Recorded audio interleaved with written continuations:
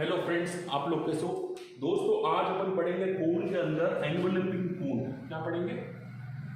Enveloping कोन। सबसे पहले इसका मतलब क्या है, इसकी डेफिनेशन क्या है, इसके बारे में अपन समझते हैं। देखो, एनवेलपिंग कोन क्या है? The locus of all tangents drawn to the given surface is called the enveloping cone. मतलब आपके पास अगर कोई सरफेस गिवन है और मेरे पास कोई मान लो एक्सटर्नल पॉइंट है, ठीक है, उस एक्सटर्नल पॉइंट से जो मैं टेंजेंट्स ड्रॉ करूंगा इस गिवन सरफेस पे, इसका जो लोकस होगा वो क्या कहलाएगा? एनवेलपिंग कोन कहलाएगा। या फिर इसको बोलते हैं टेंजेंट कोन भी बोलते हैं। क्या बोलते हैं?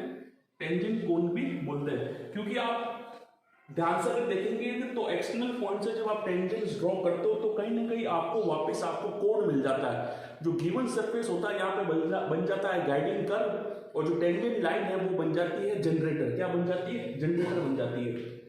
कहने का मतलब ये हुआ कि मेरे पास अगर कोई भी अगर एक्सटर्नल पॉइंट हुआ और उस एक्सटर्नल पॉइंट से अगर मैं टेंजेंट्स ड्रॉ करूं, है ना, एक्सटर्नल पॉइंट से अगर टेंजेंट्स ड्रॉ करूं, ठीक है ना, तो गिवन एक्सटर्नल पॉइंट मान लीजिए P है, यहां से A और B पे ये गिवन सरफेस है मेरे पास S इक्वल टू 0।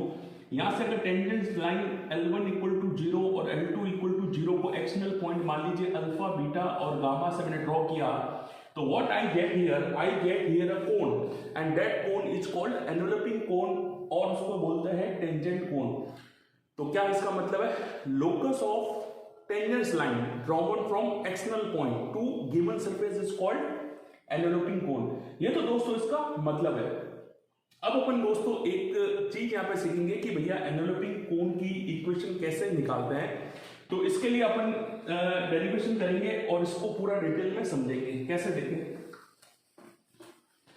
तो इसके लिए फ्रेंड्स मैं क्या करता हूं, मैं एक सरफेस अज्यूम कर लेता हूं, है ना। मैं मान लेता हूं कि मेरे को जो सरफेस है वो एक स्फीयर दे रखा है। क्या दे रखा है? एक स्फीयर दे रखा है। स्फीयर की इक्वेशन मान लीजिए x² + y² + z² = a²। मान लीजिए फ्रेंड्स एक स्फीयर है और एक एक्सटर्नल पॉइंट सपोज कर लीजिए अल्फा, बीटा, गामा। यानी ऐसा मान लीजिए कि ये आपके पास एक स्फीयर है, ठीक है। इस स्फीयर पे ये एक्सटर्नल पॉइंट है मेरे पास अल्फा, बीटा, गामा। यहां से मैंने टेंजेंट्स ड्रॉ की, ठीक है, और ये पॉइंट ए और बी मान लीजिए, ठीक है। तो what will be the equation of this enveloping cone which is developed when I draw the tangents line from external point to given surface which is s equal to 0 and which is the sphere. मतलब अगर मैं sphere के ऊपर किसी external point से अगर tangents draw करूं तो उनका लोकस क्या कहलाएगा? एनवेलपिंग कोन कहलाएगा, या फिर क्या कहलाएगा? टेंजेंट कोन कहलाएगा। लेकिन अब इसकी अपन इक्वेशन कैसे फाइंड करेंगे? तो इसके लिए सिंपल सी बात है, अपन क्या करते हैं, सबसे पहले ये सोचते हैं कि भैया इस लाइन की इक्वेशन क्या होगी, इस PA लाइन की, है ना। किसी भी एक टेंजेंट को अपन चूज कर लेते हैं, जैसे इस टेंजेंट को चूज किया t इक्वल टू 0 को, ठीक है। तो इस PA लाइन की इक्वेशन क्या होगी? आप सभी को पता है कि इक्वेशन PA लाइन की क्या हो सकती है? 3D के अंदर पता है ना इक्वेशन कैसे निकालते हैं। इक्वेशन कैसे निकालते हैं? आपको क्या चाहिए? आपको चाहिए सबसे पहले किस पॉइंट से लाइन पास हो रही है। तो भैया अल्फा, बीटा, गामा से पास हो रही है, तो इस लाइन की इक्वेशन होगी x - alpha equal to y - beta equal to z - gamma. नीचे आएगा डायरेक्शन रेशियो L, M और N, है ना। इस लाइन की डायरेक्शन रेशियो मान लीजिए कि L, M और N है, ठीक है। सबसे पहले मैं यहाँ पे क्या कर रहा हूँ, इज इक्वल टू R मान लीजिए, ठीक है। तो सम कांस्टेंट क्या मान लीजिए? R मान लीजिए। R क्या है? आर्बिट्रेरी कांस्टेंट है। तो सबसे पहले मैंने क्या किया, इस PA लाइन की इक्वेशन मैंने निकाली है। लाइन की इक्वेशन कैसे निकालते हैं? आपको चाहिए पॉइंट जिससे लाइन पास होगी अल्फा, बीटा, गामा से, और इसके डायरेक्शन रेशियो मैंने क्या मान लिया? LMN मान लिया। तो ये लाइन की इक्वेशन आ गई। अब कोई भी पॉइंट जो इस लाइन पे लाई करेगा, any general point which will lie on this line PA, उस वो क्या होगा? इसको इससे कंपेयर करें तो x की वैल्यू क्या आएगी? x की वैल्यू आएगी LR प्लस अल्फा, और y की वैल्यू क्या रहेगी? MR प्लस बीटा, और z की वैल्यू क्या रहेगी? NR plus gamma. तो ये अपने पास एक जनरल पॉइंट आ गया जो इस लाइन पे कहीं पे भी लाई कर सकता है, इस PA लाइन पे कहीं पे भी लाई कर सकता है। अब भैया ये जो लाइन है आगे जाके इसको टच कर रही है, इस पे को देखो इंटरसेक्ट कर रही है, टच कर रही है, तो ये जो जनरल पॉइंट है इसका इंटरसेक्शन अगर पॉइंट अगर हो गया तो क्या होगा, वो पॉइंट इस स्पेयर में क्या करना चाहिए, सेटिस्फाई करना चाहिए, लाइक करना चाहिए। कहने का मतलब ये है कि जनरल पॉइंट तो कहीं पे भी था, अब वो पॉइंट मान रहा हूं कि वो पॉइंट ए है, यानी वो इंटरसेक्टिंग पॉइंट है ना, यानी वो क्या है, पॉइंट ऑफ कॉन्टेक्ट है ना, तो वो उस पर क्या करेगा, सेटिस्फाई करेगा। तो अपन इन पॉइंट्स को इस स्पेस पे क्या कर देते हैं, सेटिस्फाई करा देते हैं। क्या कर देते हैं, सेटिस्फाई करा देते हैं। तो सेटिस्फाई कराने में क्या मिलेगा देखिए, तो ये वैल्यूज यहाँ डालने में क्या हो जाएगा, देखो एक्स स्क्वायर का मतलब अपना हो जाएगा एल आर प्लस अल्फा का होल स्क्वायर, वाई स्क्वायर का मतलब एम आर प्लस बीटा का होल स्क्वायर, और जेड स्क्वायर का मतलब एन आर प्लस गामा का whole square minus A square equal to 0। तो मैंने यहाँ पे क्या किया कि जो पॉइंट है उनको यहाँ पे सेटिस्फाई मैंने करा दिया। अब इसको थोड़ा सॉल्व कर लेते हैं। तो सॉल्व करने में देखो क्या आएगा, a प्लस बी का स्क्वायर है, यहाँ पे भी a प्लस बी स्क्वायर है, यहाँ पे भी a प्लस बी स्क्वायर है। तो यहाँ से देखो आर स्क्वायर कॉमन आ जाएगा, तो क्या बन जाएगा, जरा ध्यान से देखिए।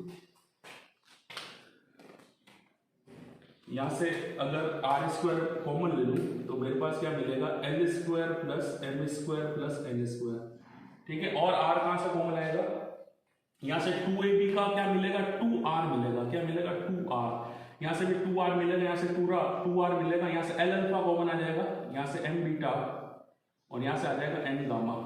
अब बात बची है कांस्टेंट की, तो क्या क्या कांस्टेंट मिलेंगे, यहाँ से अल्फा स्क्वायर, यहाँ से बीटा स्क्वायर, यहाँ से गामा स्क्वायर। तो alpha square plus beta square plus gamma square minus A square equal to 0।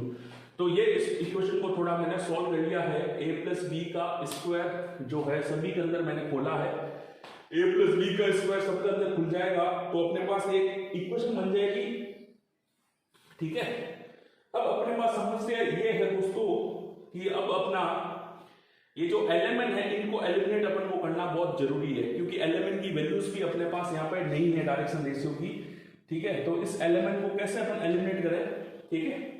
उससे पहले अपन सोचते हैं कि ये R के अंदर क्या है, क्वाड्रेटिक इक्वेशन है, ठीक है। तो अपन ने क्या अज्यूम किया था, अपन ने अज्यूम किया था कि मेरे पास एक स्पेयर था s इक्वल टू 0 और एक एक्सटर्नल पॉइंट था alpha comma beta comma gamma. उस एक्सटर्नल पॉइंट से मैंने टेंजेंट लाइन ड्रॉ की, क्या की मैंने, उस एक्सटर्नल पॉइंट से टेंजेंट लाइन इस स्पेयर के ऊपर ड्रॉ की, ये पॉइंट A और B था। फिर मैंने इस PA लाइन की इक्वेशन निकाली, जो इस PA लाइन की इक्वेशन थी, any line that passing through alpha beta gamma, उसकी इक्वेशन ये होगी। उसके बाद मैंने बोला कि ये PA लाइन पे कोई भी जनरल पॉइंट क्या होगा, तो मैंने ये बताया कि PA लाइन पे कोई भी जनरल पॉइंट ये होगा। फिर मैंने बोला कि वो जनरल पॉइंट अगर A हो जाए तो क्या होगा, वो इंटरसेक्टिंग पॉइंट कहलाएगा। तो इसका मतलब वो जनरल पॉइंट इस स्क्वायर को सेटिस्फाई करेगा। तो मैंने क्या किया, सेटिस्फाई करा दिया।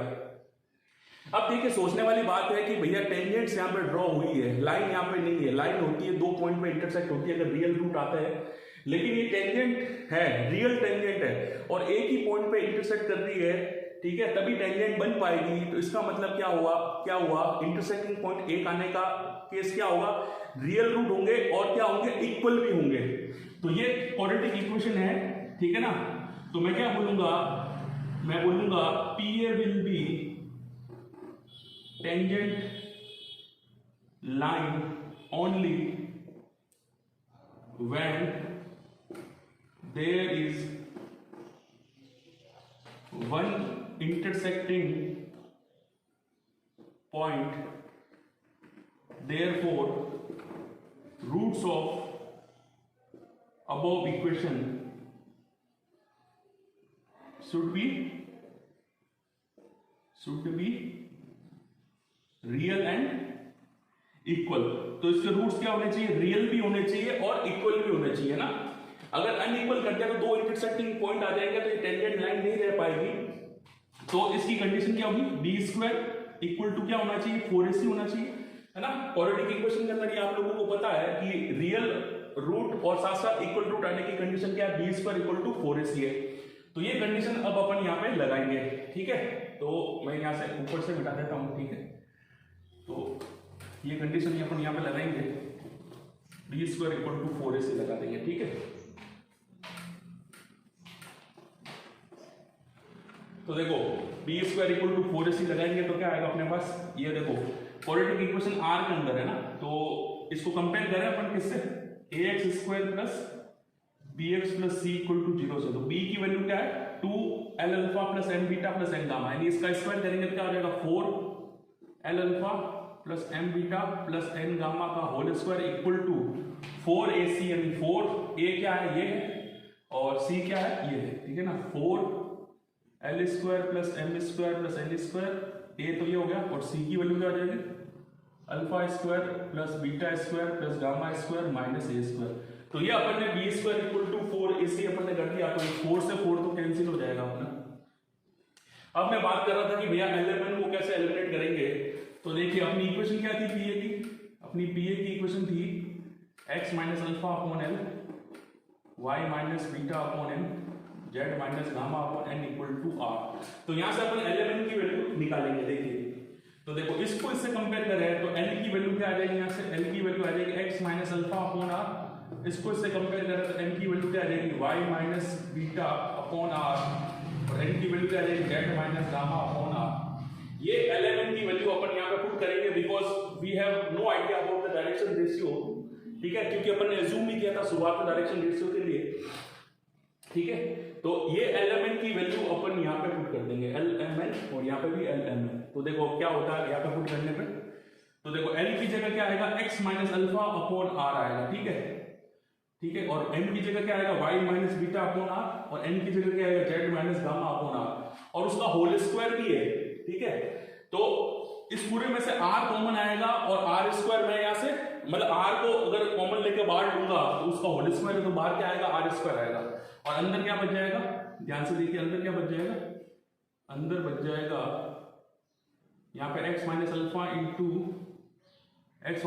इंटू हो जाएगा ये आपका अल्फा n की जगह, और यहाँ पे हो जाएगा y माइनस बीटा इंटू आपका हो जाएगा बीटा, और यहाँ हो जाएगा z minus gamma into gamma का होल स्क्वायर, और यहाँ से नीचे आएगा, मैंने देखो यहाँ से अपॉन r था उसको बाहर ले लिया, उसको r को कॉमन, तो बाहर आके हो जाएगा r स्क्वायर, ठीक है, इक्वल टू, और यहाँ पे भी देखिए वैल्यू डालिए l स्क्वायर करेंगे तो क्या होगा, इसका होल स्क्वायर होगा x माइनस अल्फा का होल स्क्वायर, और यहाँ पे भी r स्क्वायर आएगा, तो यहाँ से भी देखो r स्क्वायर कॉमन आएगा, और अंदर क्या बच जाएगा 1 अपॉन r स्क्वायर कॉमन, अंदर बच जाएगा x माइनस अल्फा का स्क्वायर, y माइनस बीटा का स्क्वायर, और z माइनस गामा का स्क्वायर, और साथ में मल्टीप्लाई में क्या है alpha square plus beta square plus gamma square minus a square, ठीक है।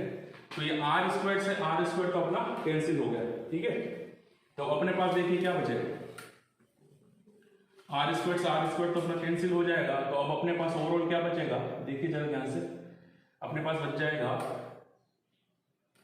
x minus alpha into alpha plus y minus beta into beta plus z minus gamma into gamma का whole square equal to x minus alpha square plus y minus beta square plus z minus gamma square into alpha square plus beta square plus gamma square minus a square, ठीक है। Friends अपन ने b square equal to 4ac कर दिया था, तो उसके बाद अपने पास ये इक्वेशन आ गई थी, अगर रूट्स रियल और इक्वल होंगे तो अपन ने condition b square equal to 4ac लगा दी थी। दोस्तों अगर इस इक्वेशन को अपन फर्दर अगर सॉल्व करें तो फाइनल अपना जो एक्सप्रेशन आएगा वो आएगा दोस्तों, ये आएगा फाइनल एक्सप्रेशन क्या आएगा, X square plus Y square plus Z square minus A square into alpha square plus beta square plus gamma square minus A square equal to alpha X plus beta Y plus gamma Z minus A square का whole square.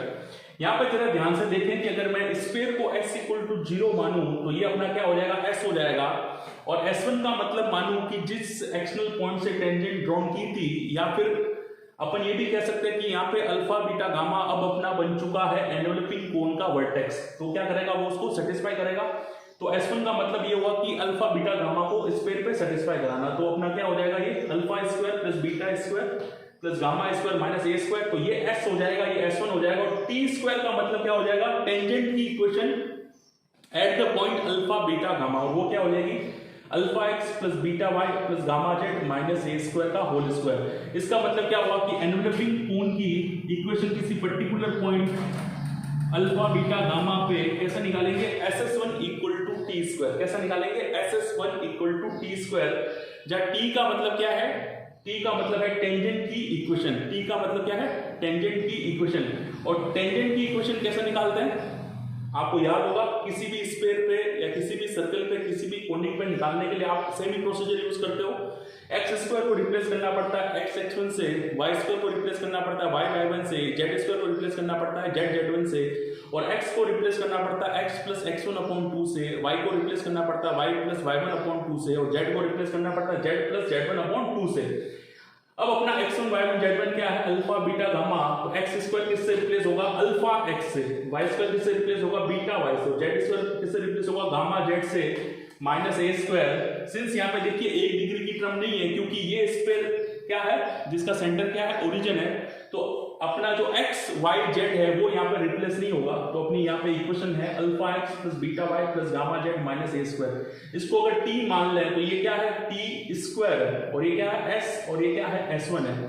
तो enveloping कोण की equation किसी particular point alpha beta gamma पे क्या होगी, SS1 equal to T square. तो दोस्तों आपको ये याद रखना है एनवेलोपिंग कोण की इक्वेशन या फिर जिसको टेंजेंट कोण भी बोलते हैं उसकी इक्वेशन क्या होती है, SS1 equal to T square है। ये दोस्तों मैंने निकाली है स्फीयर को सरफेस मानते हुए, और उसी स्फीयर पे मैंने external point alpha beta gamma से टेंजेंट लाइन को मैंने ड्रॉ किया, और इसकी डेफिनेशन ये है कि locus of tangent lines drawn to given surface is called enveloping cone, या फिर उसको टेंजेंट कोन भी बोलते हैं। अपन ने यहाँ पे सरफेस क्या लिया, स्फीयर लिया, फिर मैंने इस लाइन की इक्वेशन निकाली, इस एक्सटर्नल पॉइंट जो P से जो टेंजेंट ड्रॉ की थी, तो इस लाइन की मैंने इक्वेशन निकाली TA की। फिर मैंने बोला कि उस पर जनरल पॉइंट क्या होगा, वो जनरल पॉइंट मैंने माना, और फिर उस जनरल पॉइंट को मैंने बोला कि वो पॉइंट ऑफ कांटेक्ट अगर होता है, यानी ये अगर टेंजेंट पॉइंट अगर होता है तो वो इस स्फीयर को क्या करेगा, सेटिस्फाई करेगा। तो मैंने उसको सेटिस्फाई कराया। फिर मैंने बोला कि ये जो टेंजेंट लाइन, ये जो लाइन है P, टेंजेंट लाइन तभी होगी जब आपको केवल एक ही रूट मिलेगा, एक ही पॉइंट मिलेगा। तो उसके लिए अपन ने क्या कहा कि रूट्स रियल होने चाहिए और इक्वल होने चाहिए, तो b² इक्वल टू 4ac मैंने कराया, ठीक है। उसके बाद एलिमेंट को मैंने एलिमिनेट किया, जो लाइन की इक्वेशन थी। उसके बाद जो फाइनल एक्सप्रेशन जो अपने पास आया उसको इस फॉर्म में मैंने लिखा है, SS1 इक्वल टू t²। तो दोस्तों आपको ये याद रखना है एनवेलोपिंग कोन के लिए। तो थैंक यू फ्रेंड्स, आपने वीडियो देखा। ये वीडियो दोस्तों अच्छा लगे तो अपने फ्रेंड्स को शेयर कीजिए, मेरे इस वीडियो को लाइक कीजिए और मेरे चैनल को सब्सक्राइब कीजिए। Thank you friends, thank you very much.